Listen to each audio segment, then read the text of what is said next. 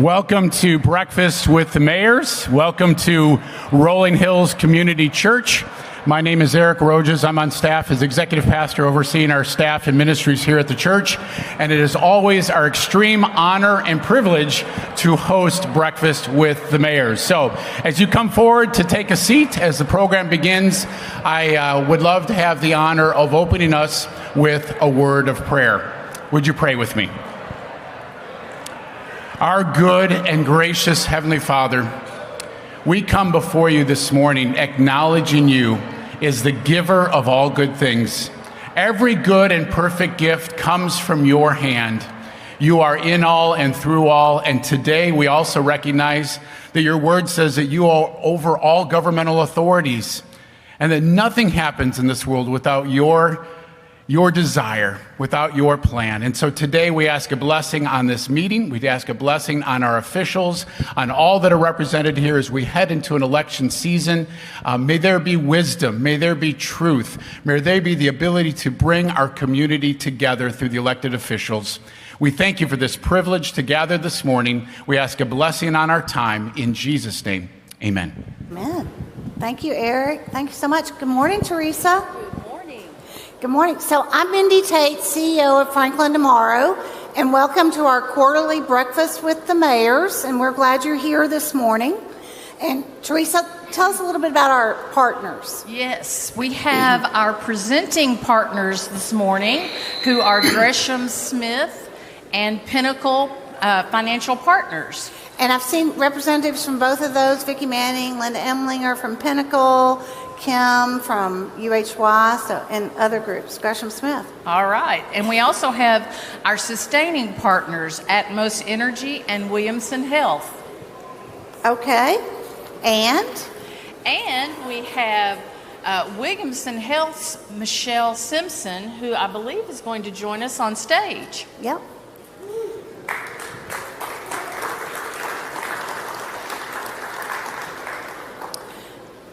Good morning, Michelle. There's a mic right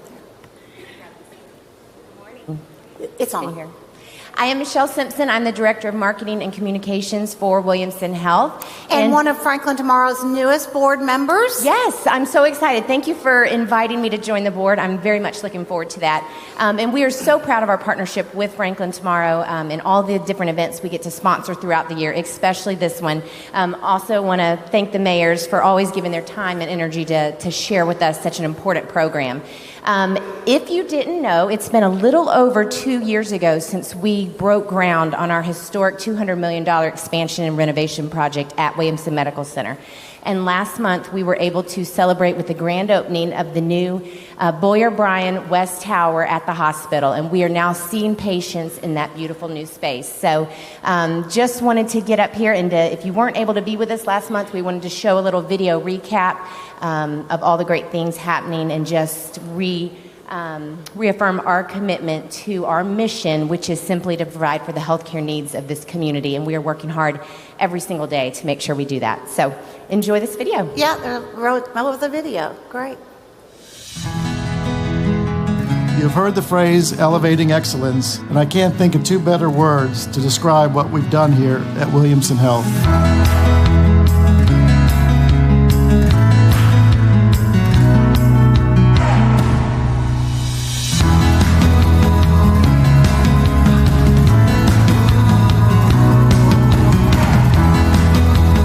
So nice.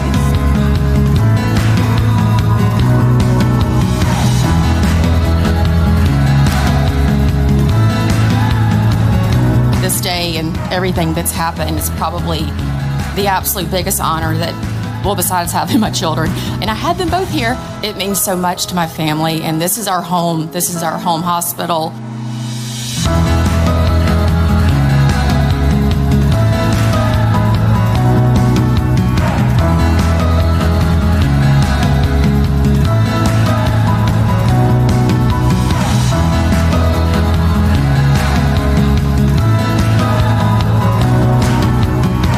This project is for all of our friends, family members, and neighbors. We added 3 new floors on top of what was the original West Tower, plus a new north wing of the West Tower that encompasses all 6 floors, for a total of nearly 175,000 new square feet, taking us from 203 beds to 337 beds. These new rooms, like all of the new rooms in the hospital, are brand new, they're large, they're spacious, they're modern, they're technologically equipped in a way that we've never been able to do before. We have gained much needed space, such as an expanded waiting room, additional treatment rooms, and dedicated spaces for family consultations. Childbirth is a beautiful experience, but the unknowns can also be scary. You want your labor and postpartum rooms to be as calming and as accommodating as possible, and that's exactly what we've created here at Williamson Medical Center. I'm going to tell you, this is what we really needed to boost ourselves. We love to give quality care, and this is an opportunity for us to have a place to provide that, elevate our care to a higher level of excellence. I personally have delivered 2 babies here at Williamson as well, and I've also utilized the emergency department for my kids. So I know how valuable it is to have a facility like this that provides outstanding care minutes from my house. Probably heard our motto around here lately is more for you close to home. Our mission really is to treat the people of Williamson County here so they don't have to go to Nashville or elsewhere. Caroline and I are just honored to be a part of this. We're honored to have developed even more friendships. Caroline has really worked a lot on this, and she's worked with some amazing people.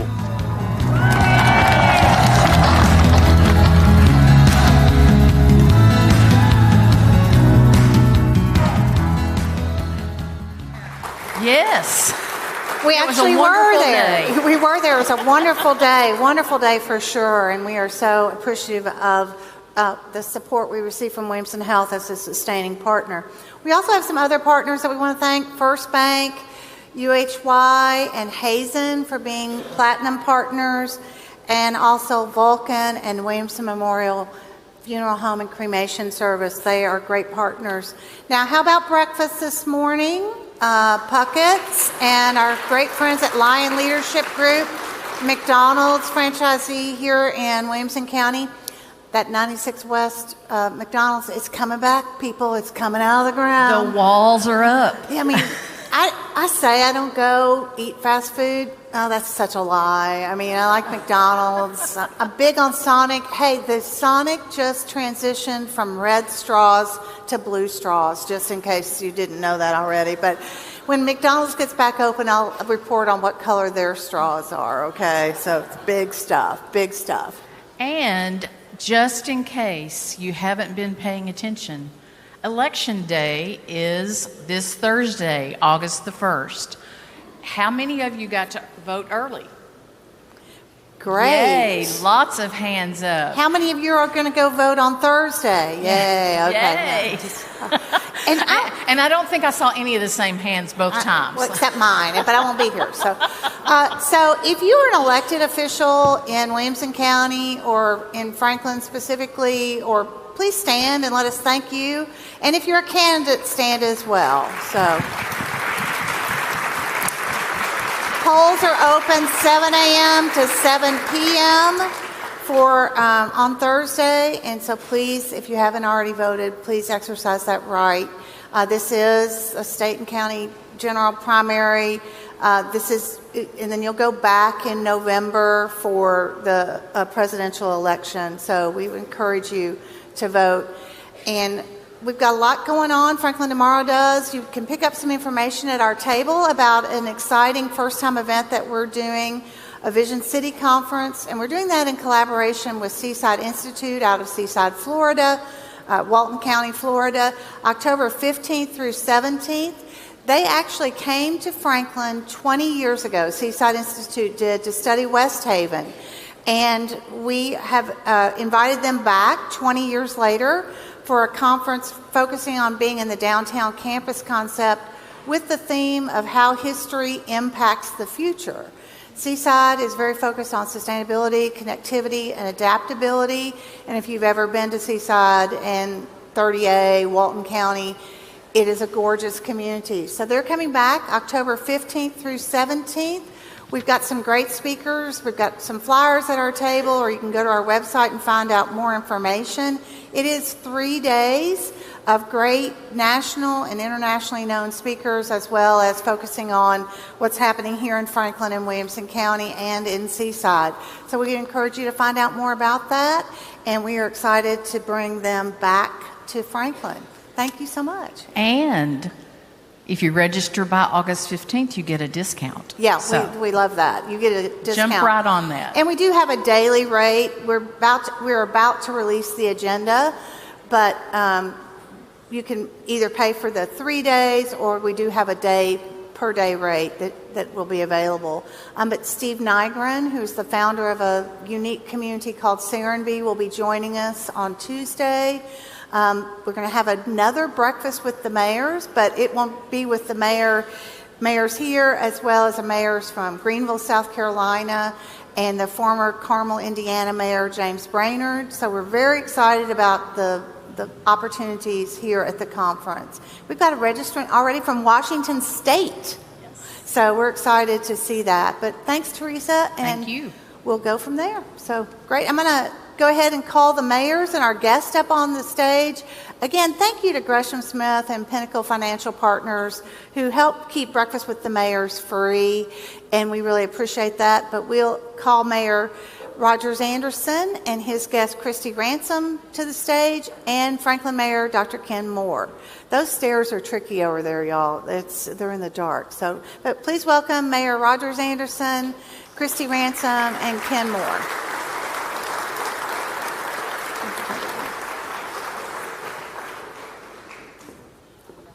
Thank you, Mindy. Appreciate the opportunity. So this morning,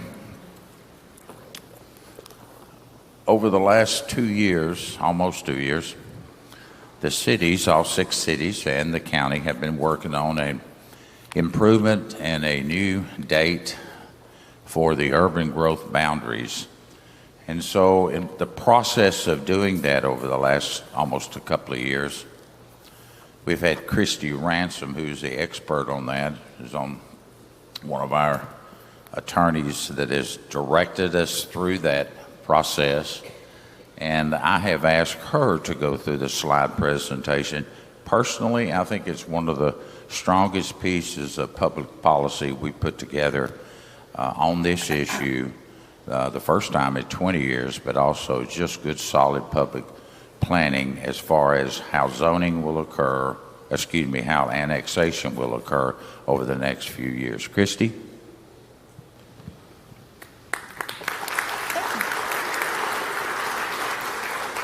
Well, thank you, Mayor Anderson, and thank you, Mayor Moore. Good to see you, and Mindy. Again, I'm Christy Ransom. I'm one of the attorneys for Williamson County, mainly working on the planning and zoning and environmental part of county government. So I had the pleasure of being able to work on this project the second time. Mayor Anderson and I are some of the few that are still around that got to work on it the first time around when we adopted this. So hopefully, if you don't mind, I'm gonna stand. I can't sit and talk very well, so I may walk around a little bit, try not to look too much like Oprah.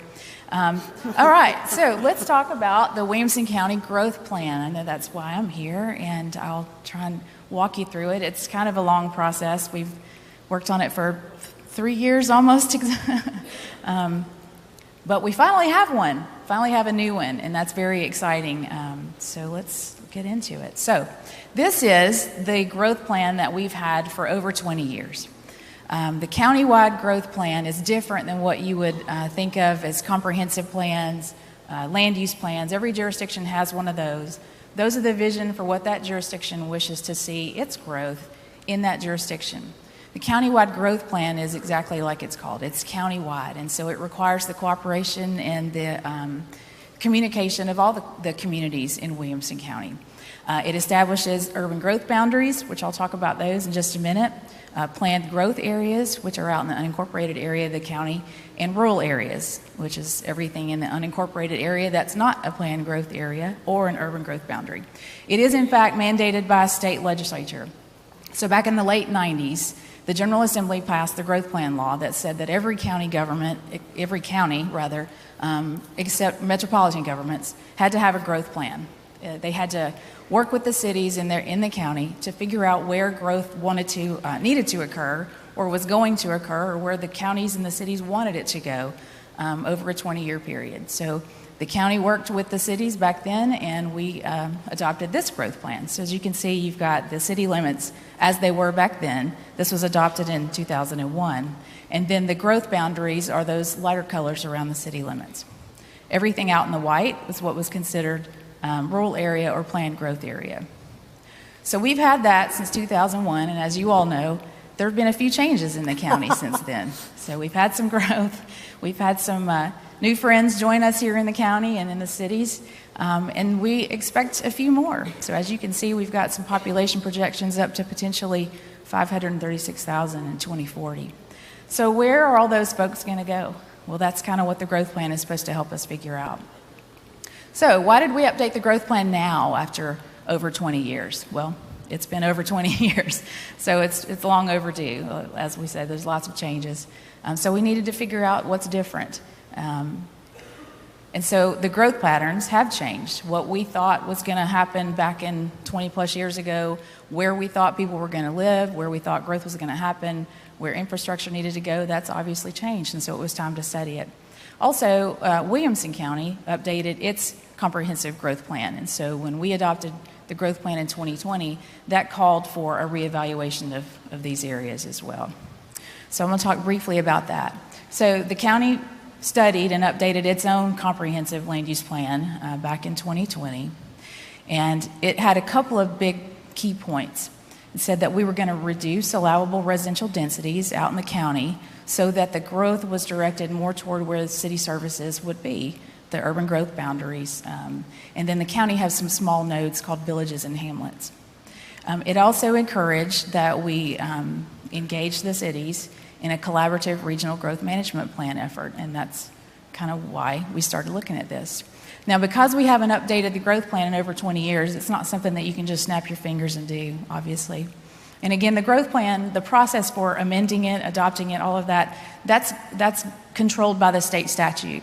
So we had a limited time to actually formally do that. And so the county and the cities determined that it was best if we did a more informal growth management planning process to start with, because again, you can't just snap your fingers and figure out what to do for the next 5, 10, 15, 20 years within a 6-month window.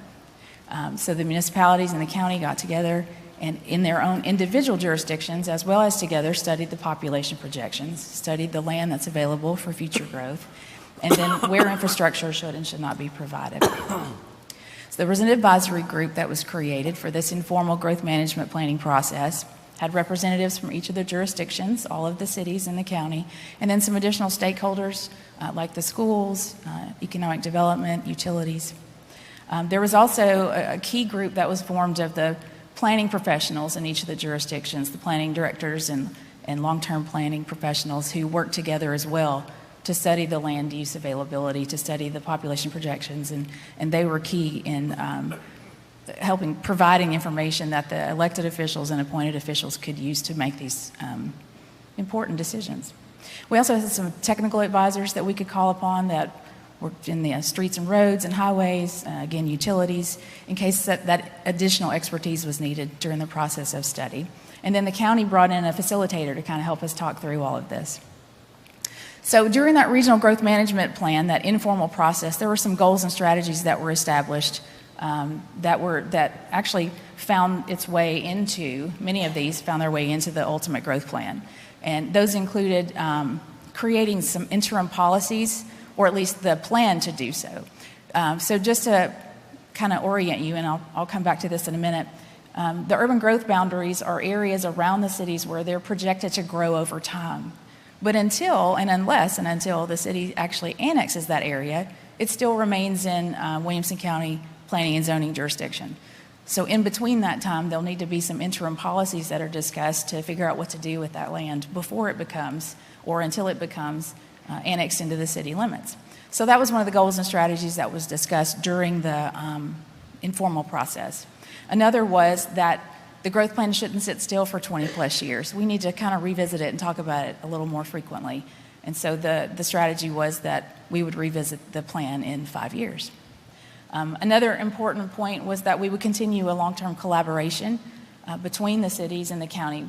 So that way we have this regular cooperation and communication about what's going on out in the county, because things don't necessarily stop at all the city limits. And then finally, that once the UGBs are established, that annexation should only occur within those UGBs, which would provide some certainty for the residents out there.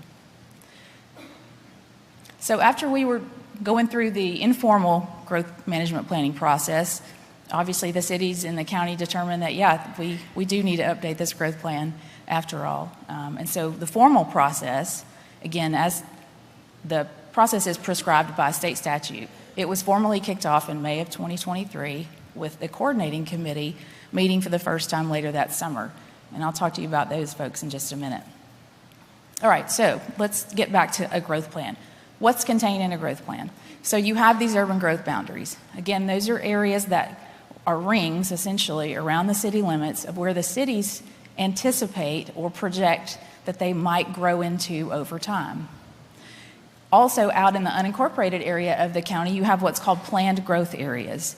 The county has these kind of smaller nodes out in the county, kind of crossroad communities, as they were traditionally known, where you see kind of a mix of residential use and non-residential use. You can see some small-scale commercial areas like Triune, like Grassland, like Leapers Fork. So that's what goes in the planned growth areas out in the county. And then everything outside of that, that's not in the city limits, not in a PGA or a UGB, is the rural areas. And that's the areas out in the county that we tend to call rural preservation. I know many of you, I see some familiar faces, are familiar with that. And then the county and the cities also determined that rather than just having a map, we would also have some implementation goals and strategies that are part of the growth plan.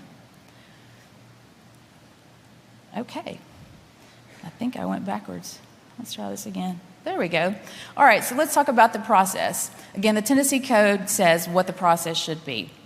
And when you have an initial growth plan, you had quite a bit of time to actually work through it. But when you amend it, once you kick that process off, you only have 6 months to present a revised growth plan to the legislative bodies of the cities and the county to adopt.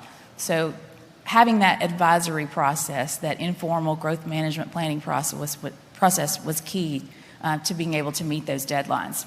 So first you have to establish a coordinating committee, and the state statute says who is on that.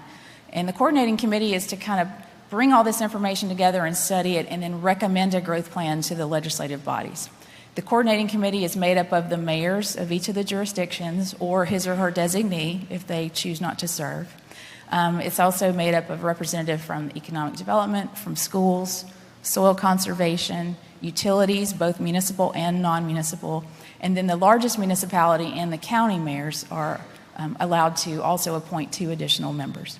So we essentially had a coordinating committee of 16 people who came together and met regularly to hear from the jurisdictions how they wanted to amend their growth plan, their urban growth boundaries, or their planned growth area in the case of the county, and then also hear from the public. So let me back up and talk about public participation. Before any of the cities or the county could present an amendment or a proposed change to the growth plan, they had to, by statute, conduct 2 public hearings. And I know many of our jurisdictions had more than that. There was quite a bit of public outreach in this process. And so after the jurisdictions did that, they proposed an amendment to the growth plan to the coordinating committee. After the coordinating committee discussed it quite a bit, they had a proposed draft plan, but first they also had to have their own 2 public hearings. And then again, there has been public comment at every single meeting of the legislative bodies, of the coordinating committee. So as I said, there's quite a bit of public outreach. So after the coordinating committee conducted their 2 public hearings as required by statute, they tweaked the plan a little bit more, and then they proposed a draft plan. That draft plan went out to the legislative bodies of all the cities in the county to either ratify it or reject it. Now, the first round, it was rejected by a couple of the jurisdictions because they had some additional changes they would like to propose based on some public comment that they received. And so that first round was sent back to the coordinating committee with some suggested edits. The coordinating committee met again, and they took that into consideration and ultimately approved and recommended a second draft of the growth plan. And that's what was transmitted to the jurisdictions. So this is the 2001 growth plan, sort of. When we started working in summer of 2023, this is what it looked like. But it's got the UGBs as they were in 2001, but the city limits as they were in 2023, because we had to know what was already in the city, so therefore it couldn't be in the UGB. So this was the plan we started with. So just after the first week of July, we had the last jurisdiction to ratify this approved growth plan. So now all of the cities in the county legislative bodies have approved the growth plan, and this is what it looks like. This is Brentwood's city limits, and the lighter color is its UGB. This is Fairview's. And in many cases, some of the cities expanded their UGBs, but maybe retracted it in other areas, depending on where they saw their population projections. This is Franklin's. This is Nolensville's. This is Spring Hill. Now this shows the the county line. Of course, Spring Hill straddles both Murray and Williamson County's lines. And so we thought it was important to show both, but of course only the Williamson County side is part of the Williamson County Growth Plan. And then this is Thompson Station. These are the PGAs that the county proposed, and it's now part of the growth plan. So you have Triune, you have Arrington, Rudderville, and College Grove, and then Leapers Fork and Grassland. And again, everything in white is the rural area in the growth plan. So as I said, the first time we did this, we just had the map showing the UGB boundaries, the PGAs, and the rural areas. This time around, the coordinating committee and the county legislative body and the city's legislative bodies determined that it was better to have a broader plan. So you had the map that I just showed you, but you also have these goals and strategies, many of which mirrored what was proposed during the informal advisory process. That the county and municipality will work together to create these interim policies. What should happen with that land between the time that it's still in county jurisdiction, but before or until the city annexes that land. Now that the growth plan is approved, and once it's formally adopted by the state, which I'll talk about in a minute, that's when those conversations will begin to happen. And so once those policies are determined, maybe the county will have to adjust its zoning in those areas, maybe not. But those interim policies and those development policies need to be discussed between the county and the cities. And so like some of the issues that were discussed the first time around for the UGBs, what type of infrastructure should be allowed while it's in county jurisdiction, but before the city takes it over. Specifically, one of the issues is the wastewater systems that are used. And then also there's been discussion about perhaps once these policies are determined, maybe it should be memorialized in what's called an interlocal agreement. And I'll talk about that in just a second. So one of the other goals was, again, as I said earlier, that once these UGBs are established, that the municipalities not annex outside of the urban growth boundary. That gives a certain amount of certainty to our residents and property owners over the next term of 5 years or so. And so if there's going to be any annexation, and again, just because land is in a UGB doesn't mean it will be annexed. It just means that it can.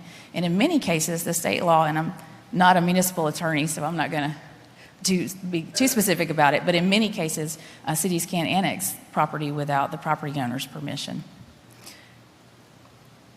Again, we didn't want this sitting still for 20 plus years, so another strategy that's been recommended, that's now been adopted, is that the growth plan be revisited in at least 5 years. And that the implementation committee be created, an advisory committee, kind of like the coordinating committee, be created to go forward after this, that actually stays together, meets regularly to talk about planning and growth and transportation and issues that are affecting all the jurisdictions over time. And then there's also been discussion about perhaps creating a multi-jurisdictional entity to study transportation planning. So the different thing that we did this time, which is also a good thing, is not only did the cities and the county adopt the growth plan, they also adopted an interlocal agreement, and that's an intergovernmental agreement. It can be between two different governments. It can be between all of them like they are in this case. And so even though those are goals and strategies in the growth plan, the cities and the county went a step further and approved an interlocal agreement that actually adopts many of these goals and strategies. So now there is an agreement between all of the cities that we will revisit this growth plan in 5 years, that there will not be annexations outside of the UGB during this 5-year term before it's revisited, and that there be an advisory committee created with representatives of all the cities in the county that meets at least quarterly, can meet more frequently if they want to continue this cooperation and this collaboration. So that's now been memorialized in an interlocal agreement. So here's the current status. As I said, all of the jurisdictions have now adopted the growth plan, all of the cities and the county legislative bodies, and that interlocal agreement. The Tennessee Code says that we now must have it signed off on by the state. So there's a committee called the Local Government Planning Advisory Committee. It's housed at the Department of Economic and Community Development at the state. And so we send that to them, and we're in the process now of packaging all of the resolutions where the legislative bodies adopted the plan and sending that with a transmittal letter. It's my understanding that the committee meets again in September, and so once they meet and they approve our growth plan, that's when it becomes effective. And we can start those conversations between the county and the cities about those interim policies, and the cities can adjust their urban growth boundaries formally. And then once the LGPAC, as we call it, because who wants to say Local Government Planning Advisory Committee every single time, it's sent back down to the county mayor, and it's recorded in the Register of Deeds office, and that's our growth plan. So that becomes the official growth plan of Williamson County in lieu of the one that we adopted in 2001. And that's all I have. Thank you.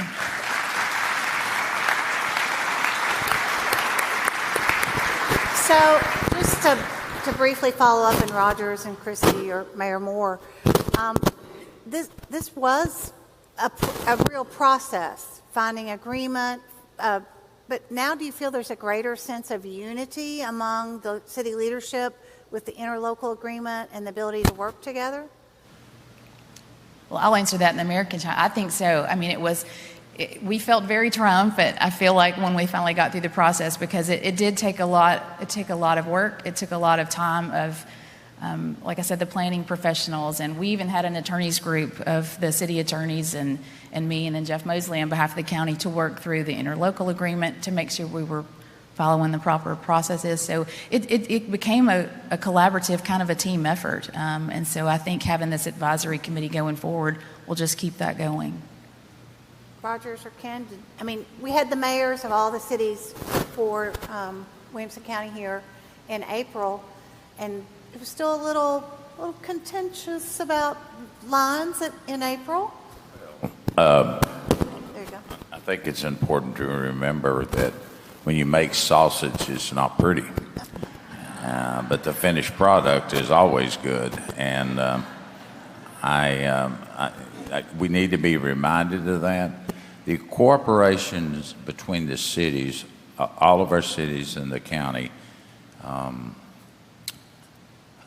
we have worked through this process. It was not easy. There were many meetings we had at the Enrichment Center where we had 200 plus people, and we allowed all of them to speak that wanted to speak and took their comments. And a lot of those comments that were made were very heartfelt from the citizens, but we continually heard a common denominator and a fiber that runs through our county. Some didn't want any growth, some wanted modified growth, and some said, we need growth to survive. And so out of this plan, and that's why I say it's good public policy. It's good public policy in which to have a process that you can go and pull those records up and see where the growth is going to occur for the next 5 years. One of the things that and Christy touched on it, but it allows our schools to see where the communities are going so that they can plan accordingly to put another school building there.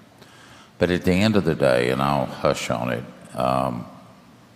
there are very few counties that have taken this job on the way that this whole county, all of our cities did, the planners, the professional people, and the time involved. We had very few people not there. We had utility companies that were there so they could plan. And the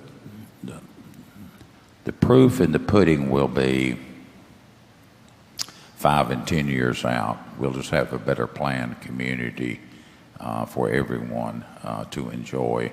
And hopefully we can weave in more roads, more ideas like that, so it's just a better place in those years 2045 and 2050.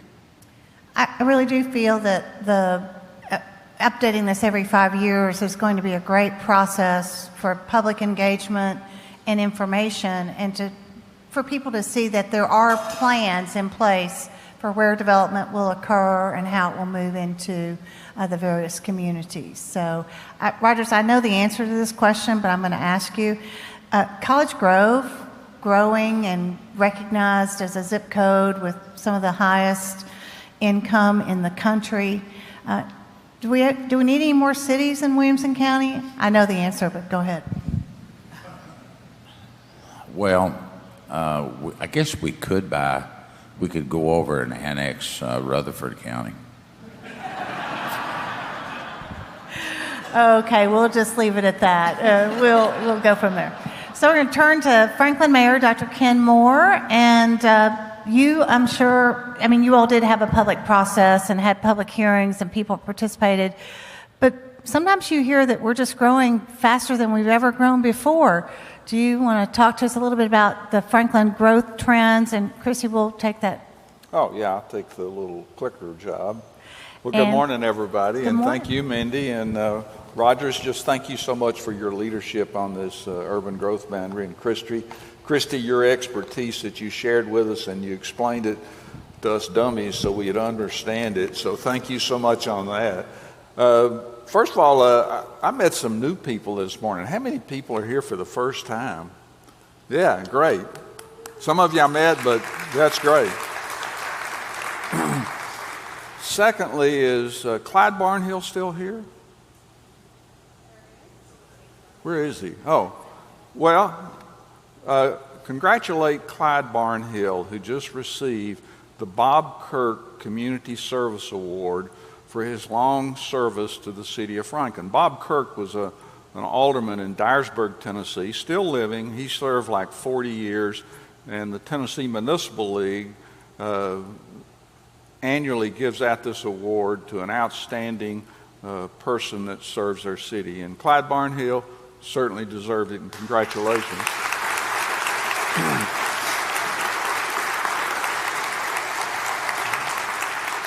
And at the Tennessee Municipal League, which we've been very active in through the years, we also elect district representatives. And I'm glad to say that Alderman Jason Potts is a vice delegate from District 6, and congratulate him on his leadership.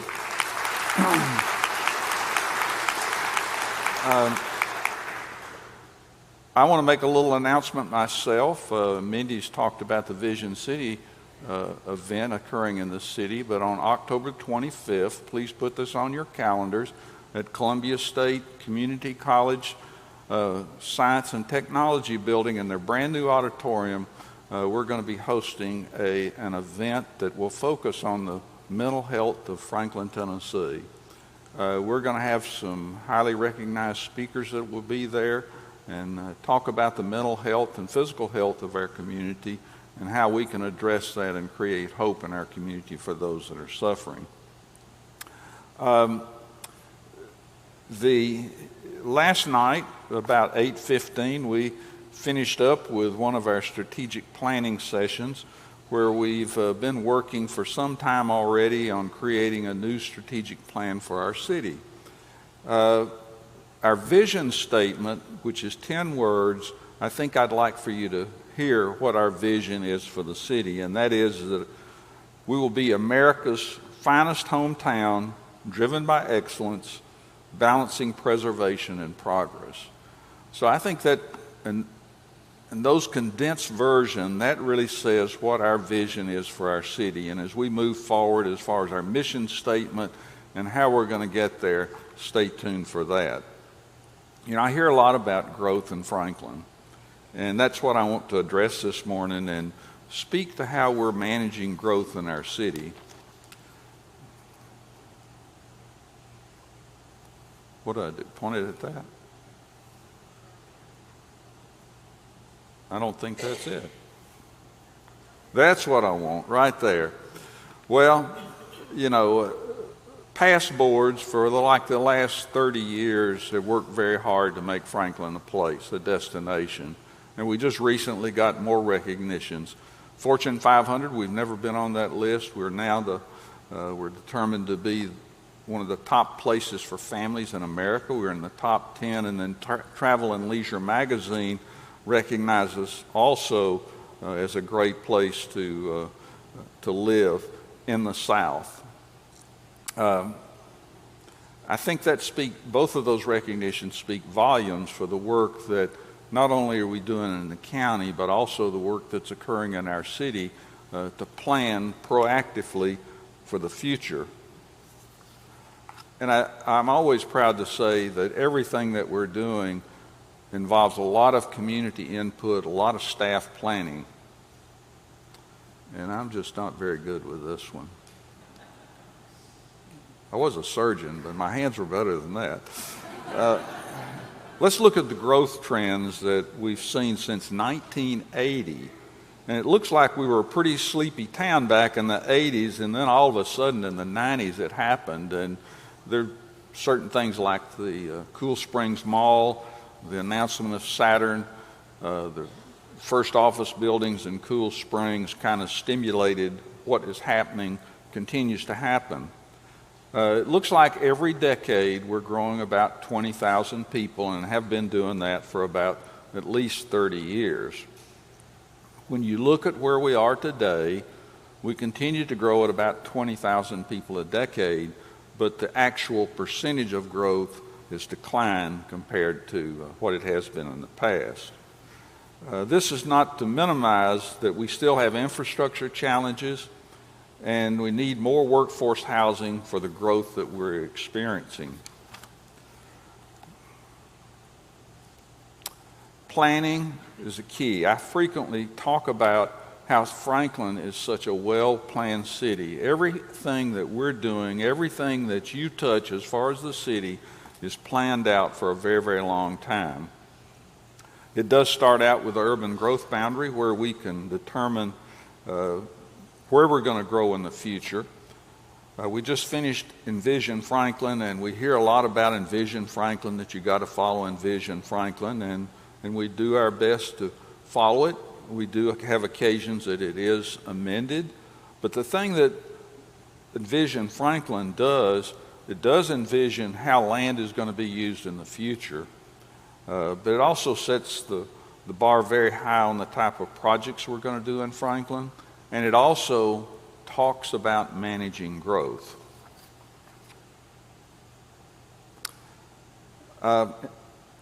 Envision Franklin sets the bar on how land will be used, absolutely. It's our blueprint for our city, and our zoning ordinance, which we're currently revising and updating, will actually codify what's in the land use plan, or in our urban growth boundary, our land use plan rather.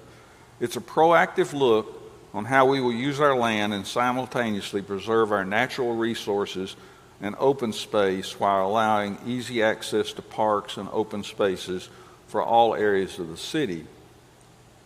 All of this, again, was developed over a long period of time with multiple meetings with the citizens of Franklin and a lot of public meetings, as I said.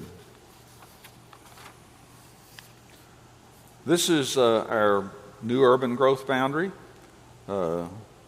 We looked on how we could actually realistically grow our city in the future. And most of the growth in our city is dictated by how we can provide services to that area, and most importantly, how we can provide sewer.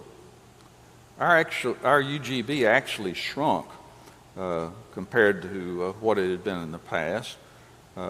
Areas such as Gentry Farms were removed, in addition to some area in the South Hall area where it didn't seem feasible for us to be able to provide sewer in the near future.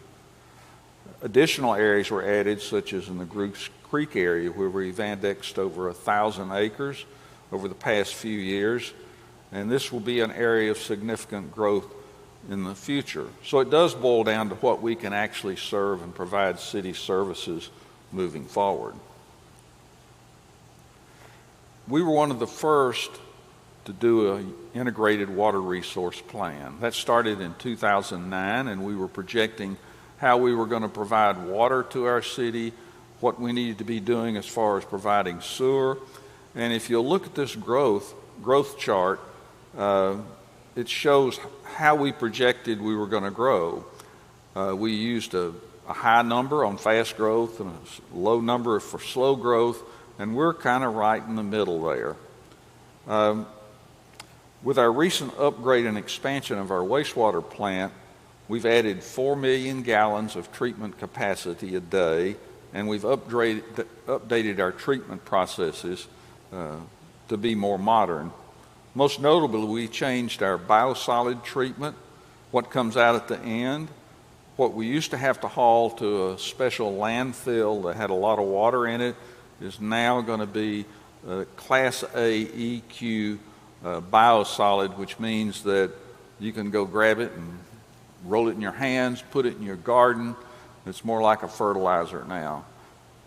Based on our current projections of our growth on projects that have been approved and analyzing the pace of development that we've seen, we probably have about a decade left for that 4 million gallons of capacity that we just added. I hope this has given you a glimpse of our pace of growth and how we're addressing the challenges of growth. We'll continue to address the many infrastructure projects that we have on our list, and the board will be ranking them in the coming months and matching our financial capacity with what they think are the most important projects. We'll continue to work aggressively with regional planning and also Tennessee Department of Transportation to move some important state projects forward in Franklin, in particular Southeast Mack Hatcher Parkway, which is a bottleneck. And we look to the coming months for additional progress in bidding on Columbia Avenue and McEwen Phase 4, and also we're getting ready to bid Southeast Park. So there's lots going on as far as great projects continue to plan how Franklin grows in the future and manage our growth. So thank you, Mindy. Thank you, Mayor Moore. Thank you, Mayor Moore. Can I ask the booth, can we go back to slide 45, which was one of the first ones the mayor had, the chart of growth over the last, since the dawn of time in Williamson County, or it seems like the dawn of time. So I'm going to ask a silly question, and keep your hands up. So who came or moved to Franklin, Williamson County in the 1980s? Who came in the 1990s? Came in the 2000s? Who came since 2010? So who came in 2020? Who came in 2020? Yeah, in the 2020s. Okay, great. So thanks so much. I think it's interesting to think about that. I remember coming to Franklin in 1983 as a summer intern at the then Review Appeal to sleepy downtown Franklin, and there were 2 pool halls and 3 liquor stores on the main street. And my dad kind of questioned whether it was going to be safe down here from moving from the big city of Nashville. If Franklin and Williamson County were the places they were in 1980 or even 1990, 2000, would people want to live here? Would we have the economy we have today, Rogers or Mayor? It's sort of a political question. So is growth been good for Williamson County? Well, let me start out by saying my wife was born here, her mother was born here, and whenever I decided I was going to retire, I said, "Hey, Linda, I think I'm going to retire." She says, "Hey, Ken, I'm moving home." So I'm glad my hearing was good at that time. But Linda told me, she said, you know, she's always described such an angelic childhood, and my childhood was very different because my father worked for TVA. We moved lots of different places, and then I was off to school, and so I never had those solid groups of friends from grammar school all the way through college and so on. But she said if Franklin was the city I grew up in, I would never want to go back there. So I think we've done a good job as far as managing growth.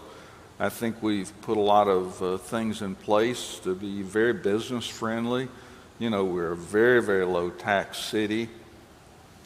Thank goodness for the county's responsibility with our schools, who's done such a great job educating our children.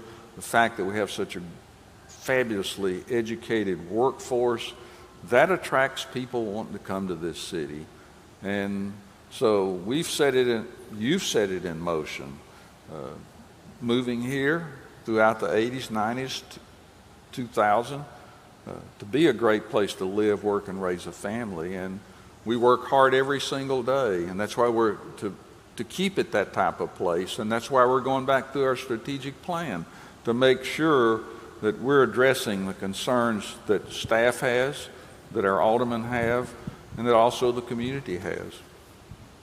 Rogers? That was a short answer. Yeah, that was the short answer. Rogers, it didn't just sprout up out of the farmland, what we have here. It just didn't sprout up. What did it take? Well, I think you look back in the 80s, Michelle did a great job of talking about the $200 million expansion over at Williamson Health now. I think where our offices are was where the hospital was. And to see the modern technology we're seeing in the healthcare, this community is made up of healthcare. You think about Streetscape, those early days of Mary Pierce, Rudy Jordan, Ed Silva, and I'm sure I'm leaving out somebody. When they came to us in the county and they asked us, well, they really didn't ask, they told us, you didn't. A conversation with Mary Pierce went something entirely different than being asked. And they told us that we had the courthouse, a lot of that post office property, and we would be getting an assessment. We said, well, we don't pay taxes. And then that's when I opened up the gate. She said, right, you'll pay for a certain amount of feet along the walkways of Franklin. And out of that, I just think it's schools. I think it's our community. You look at our average age, it's just under 40. You look at one of the fastest growing areas of our children. I see Jason over here from 0 to 18. They're just flooding this area and still consistent, even with these high prices of land we have today. And then our senior population, which Ken and I fit into, that's the second fastest growing population that we have now. So you think about this community, how it's developed, it's really been the people. And it's been elected leaders. I know we've got an election going on right now. Some of those ads, I just don't recognize the people and the comments that they're making. But this is a great place to live and worship and raise your family and have a steady source of income, low unemployment. Businesses come here for a reason. And a lot of that is Franklin and Brentwood and Fairview and Spring Hill Thompson Station, Nolensville. But a lot of people still want to live in the rural parts of our county. And our numbers are up significant already again this year. So I doubt it would have been the same in 80, but that's true about any community that says we want to be better. And whoever the next person is, that's what they should say. Let's try to improve on what we've done. Franklin's done a good job, so has Brentwood, but have all of our cities too. Great, thank you. Thank these people so much for this presentation, and we appreciate you all being here today. We wanted to talk to you about our August 12th Frank Talks. That's going to be a people to know conversation, and we'll be at Harbor and Union, and that's a new kind of a building at the factory. It is a building at the factory next to Mafioso's, and that's August 12th. And come meet these people in our community and welcome them, but also learn why they're here and what they're doing. Bradley Bouchers, who's the county archivist, Chris Musgrove from the Franklin Fellows Program, Tina Catterton, who is a business coach and one of the principals at Harbor and Union, and then Nat Taylor, who's the managing director for the Moore Morris History and Culture Center operated by the Heritage Foundation of Williamson County. That event is free also, and you can find information on our website. Don't forget our Vision City Conference, and you can scan that QR code at our table here in the auditorium to learn more, and we hope that you'll join us in October, because people are coming here to see how history impacts the future, but also that Franklin and Williamson County are visionary in how they are creating a community, and we're excited to partner with Seaside Institute on that program. So don't forget, Thursday, it's time to vote. August 1st. Don't forget, school starts next week. Jason Golden, Williamson County School Superintendent, is here, and we appreciate that for sure. But school starts next week. So follow us on social media, and we will see you at Frank Talks Monthly, or our next quarterly event will be at the end of October after the Vision City Conference. So thanks. Go out and make it a great day.